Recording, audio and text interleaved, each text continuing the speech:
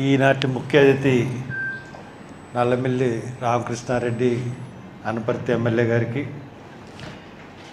ఈ రోజున సభకు అధ్యక్షత వహించిన సూపరింటెండెంట్ గారు గురువారెడ్డి గారికి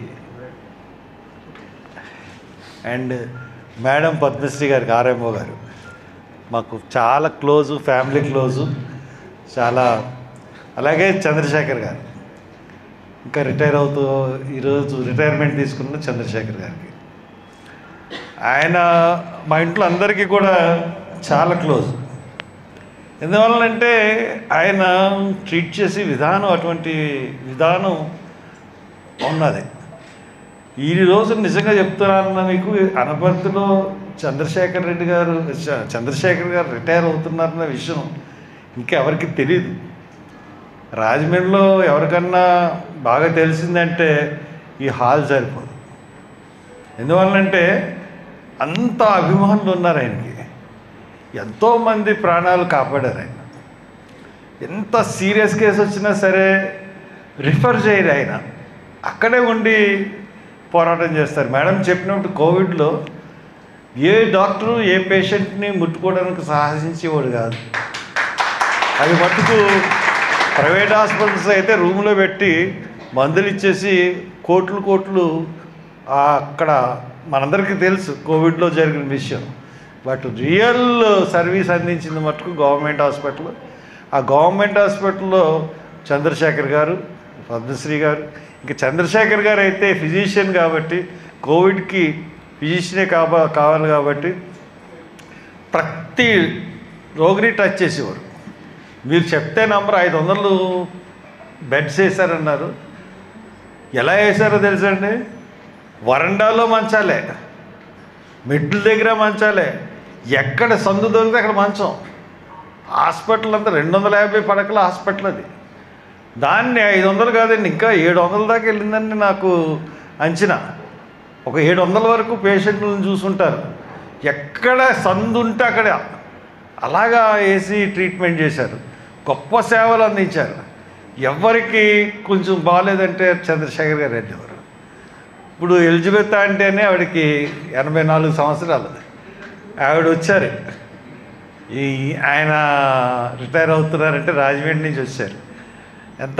ఎంత అభిమానం లేకపోతే వస్తారు చెప్పండి మేడం. అలాగే హాస్పిటల్ స్టాఫ్ కూడా ఆయనకి అందరికీ కూడా అభిమానం ఆయన అంటే. ఇప్పుడు మా ఫాదర్కి 91 ఇయర్స్ అండి, మా మదర్కి 84 ఇయర్స్. వాళ్ళకు కూడా తెలిస్తే వాళ్ళు కూడా వచ్చిద్దురు, మేము చెప్పలే. ఎందుకంటే ఆయన గండ కానీ చెప్పలేదే మేము అంటే ఆయన వాళ్ళకు కూడా ఆయనే ట్రీట్మెంట్. అట్లాగా కొంతమంది పేదలు వస్తే ఈవినింగ్ క్లినిక్ ఉండి దానికి ఎవరన్నా పేదలు వస్తే వాళ్ళ దగ్గర డబ్బులు లేకపోతే డబ్బులు కూడా తిరిగి ఇచ్చి మందులు కొనుక్కోమని పరిస్థితి అక్కడ ఉంది. నేను స్వయంగా నాకు చెప్పారు చాలామంది, అది డాక్టర్ గారు. కానీ నిజంగా ఇటువంటి డాక్టరు, చంద్రశేఖర్ గారు లాంటి డాక్టరు నిజంగా గవర్నమెంట్లోంచి వెళ్ళిపోవడం మట్టుకు నిజంగా నేను కూడా అంగీకరించలేకపోతున్నాను. నేను అంటే వాలంటరీ రిటైర్మెంట్ అని తెలియదు ఇక్కడ వరకు ఉన్నాం. కానీ ఇక్కడికి వచ్చిన తర్వాత తెలిసిన తర్వాత కొంచెం నాకు ఇటువంటి ఆయన్ని గవర్నమెంట్ రిక్వెస్ట్ చేయాల్సింది అని అనిపించింది. అంటే ఆఫ్కోర్స్ గవర్నమెంట్లో ఉన్న పెద్దలకి అసలు డాక్టర్లు ఎవరు, మేనేజ్ చేసేవాళ్ళు ఎవరు, లాబీ చేసేవాళ్ళు ఎవరో తెలుస్తే తప్పితే ఇటువంటి సిన్సియర్ డాక్టర్స్ గురించి తెలియదు, టు బీ ఫ్రాంక్. కాబట్టి ఏ గవర్నమెంట్ అయినా సరే, ఈ గవర్నమెంట్ ఆ గవర్నమెంట్ అని కాదు, నేను చెప్తున్నాను జనరల్గా గవర్నమెంట్స్.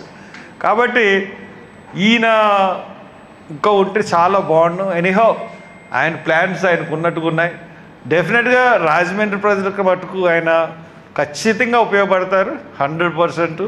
ఆయన సర్వీసెస్ రాజమండ్రికి రాసిపెట్టి ఉన్నట్టుగా ఉంది.